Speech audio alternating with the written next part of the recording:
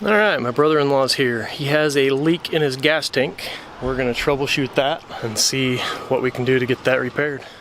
All right, so before you begin anything under a vehicle, make sure you do safety first. Got it up on jack stands. The jack is just there. The jack stands are actually holding the weight of the vehicle. Let me show you what we're actually working on here.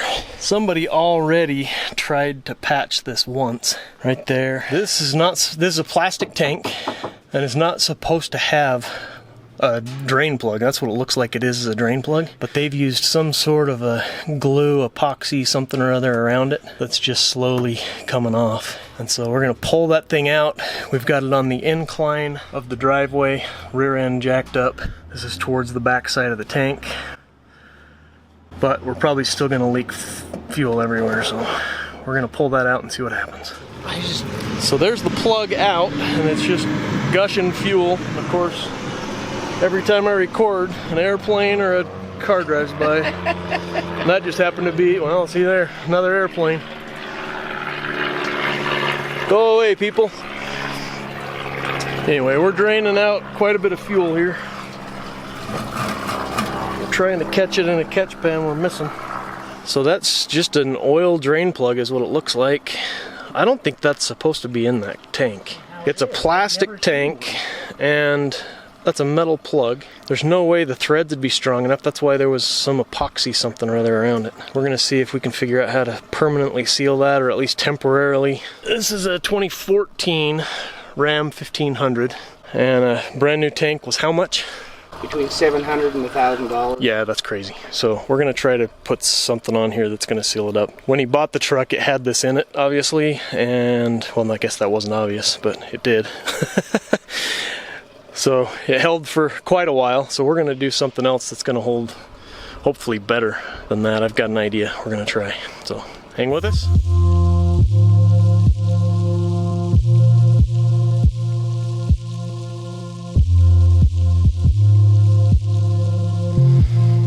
So nothing comes for free. If you bring your vehicle to me, I put you to work. I got my brother-in-law under there. He is sanding and scuffing around the hole. He's also going to sand and scuff the drain plug itself, and then use brake clean to spray around to get all the residue and everything off in prep for some epoxy. In the meantime, that yellow bucket we were catching fuel in had a big old crack in the bottom of it, so we leaked fuel everywhere. So I'm doing the responsible thing and using some chemical dry stuff. I'll leave links down below to all this stuff. I've got another mess right there. I'm gonna grab a shovel and get some of that on there. It's probably gonna kill some of my grass, but what do you do?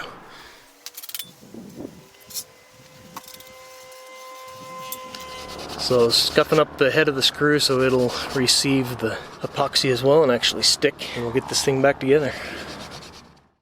So our best guess is they needed to replace the fuel pump and they had to drop the tank in order to do that. So they drilled a hole in the side of the tank to empty the majority of the fuel out so that they could safely lower the tank. That's the only real logical reason that I can come up with for why they would drill a hole in the side of the tank and put a plug in it. All right, so it's the next day. The truck has been sitting with no gas touching the drain plug. It's cured up for not quite 24 hours. So I'm gonna get under there, we'll look at it, then we're gonna take it off the jack stands, turn it around in the driveway so that the gas is at that end of the tank and it's fully exposed to the fuel on the plug. Let it sit for a couple of hours and then we'll check it again. All right, so that's what it looks like.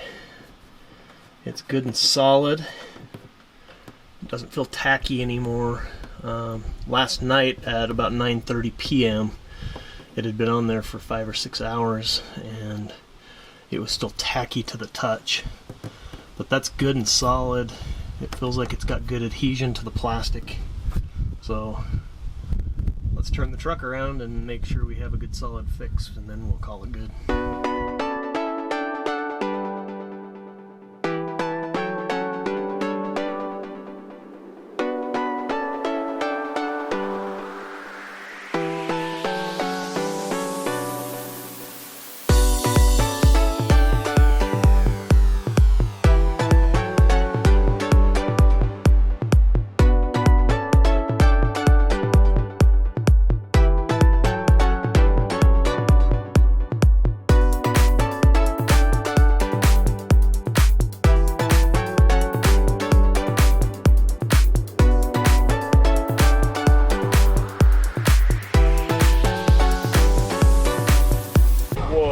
That was close.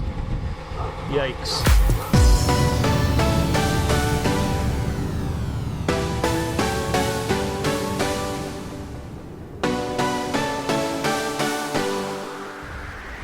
Alright, now just to let it sit and soak for a couple hours, and then we'll come back out and check to see if there's any leaks.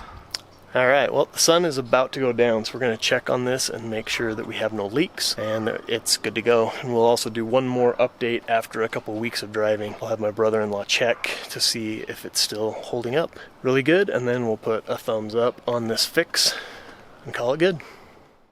Yep, still dry as a bone. Yeah, I think this is a good fix. I'm going to send him down the road and have him report back to me in about a week after he fills the tank and lets it sit with a full tank. We'll call it good. So after a week and a half of driving his truck, my brother-in-law reported back that we are in fact good. It's still completely bone dry, and that epoxy is holding up just as well as JB Weld should always hold up. So this is Troy with DIY Home and Auto. If this is your first time here watching one of my videos, I would appreciate a thumbs up if you think I've earned it. Also subscribe if you feel like I've earned that. I've got some other projects in the works. In the background of some of those clips, you saw something underneath a cover. I'm restoring that, so check out some of my other videos and you'll see what the current projects are. And then I sprinkle in some of these fixes and those type of things as they come around. So I've got some more fixes coming for my own personal vehicles.